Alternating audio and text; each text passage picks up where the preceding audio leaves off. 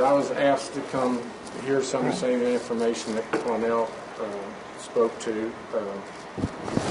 I'm concerned, and I think we have to assume that there's other weapons and contraband in our prisons, not only at Stale, but we have 112 locations. But I would also caution that the information that we're receiving is from the escapees. So, but on the side of caution, anytime I hear someone who has the opportunity to know about what's going on inside a prison has demonstrated an escape with a loaded pistol, I would take all his comments very serious, and that's what I will leave here with tonight, is that I think we need a complete security review of all 112 locations. I think we have to hold people accountable inside the administration, that if they can't clear the prisons of contraband, that we'll get a team that can. But we do have a problem, there's no question. Do you have a bottom line message for the director? I mean, you've been very outspoken recently, but given what you've heard today, immediate lockdown, immediate suspension, well, anything? I'll be talking to all the stakeholders, from the governor's office, the board of Texas Department of Criminal Justice, the director, his associates, that this is very serious business. We have an escapee who is talking about other matters of security, risk, and I think we need a thorough review. Stale is very the focus tonight, but we have 111 other units that need maximum attention in terms of contraband. And you know, the frustrating thing about this is not our first conversation about contraband. You know, we've been talking about this for over a year. And at the Estelle unit, they went to random pat-downs 2 months ago, which was nonsense. And now we're very, very fortunate that this ended without injury to the public and law enforcement. And we just got to have zero tolerance. And if the current administration cannot accomplish that, let's find the individuals that can. Because let me tell you what, we do have safe buildings. Our airports, our courthouses, this facility we're in tonight would be unheard of. They're not going to do random checks in this building. And why in the world can our prison system run a safe facility and have zero tolerance of contraband and mean it? And so here we shouldn't be having this conversation. I've spent the last 4 hours hearing of security concerns from the escapee, and it's something that ought to make everyone angry.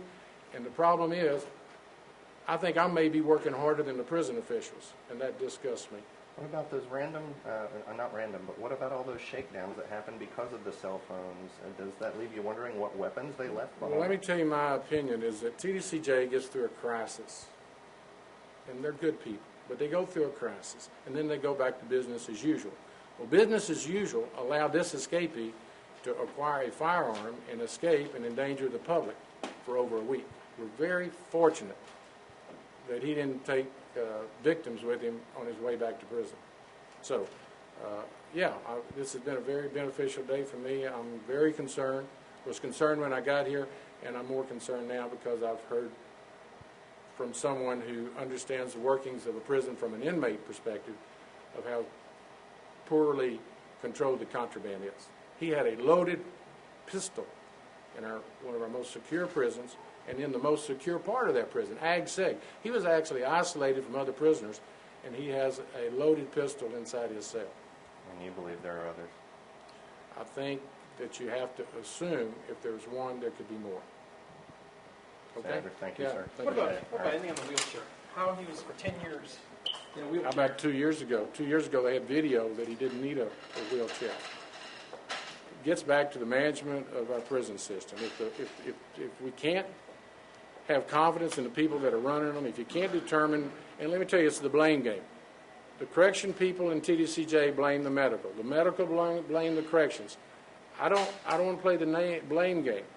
This guy can walk and run, and for 2 years they allowed him to be in a wheelchair, which led to security risk. So, the buck's got to stop with the leadership of TDCJ and I will be expressing that very clearly. What about pay to the guards? Man, you're hearing a lot of guards.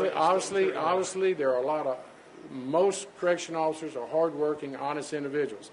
Apparently, there is an element that are dishonest. And apparently, there's an element of correction officers that believe and justify bringing contraband in for pay. We have to raise the standards of our correction officers. We've got to pay them better. We've got to have enough of them. I'm here to tell you, whatever it takes to secure our prisons. Can you imagine? The public must think the state government's nuts, that you can't run a safe prison when we run safe schools, we run courthouses, city halls, and the airport. Can you imagine an airport going to a random pat down? It's nuts. So the word is zero tolerance, and you got to mean it. And if you can't do it, we'll find somebody that can. This is serious. This is life and death matters. And how does this relate? I mean, you look at Texas 7 best years ago. You look at Mr. McIntosh about 10 years ago. How about 2 months ago, we let someone out of the John Seeley Hospital. We allow the prison, TDCJ inmate in Galveston 2 months ago, to have enough time to knock a hole in a wall, tie sheets together, and climb out a window. All you got to do is keep these folks under surveillance and supervision, and it won't happen. So we're very fortunate with this apprehension, but we cannot rest until it's fixed.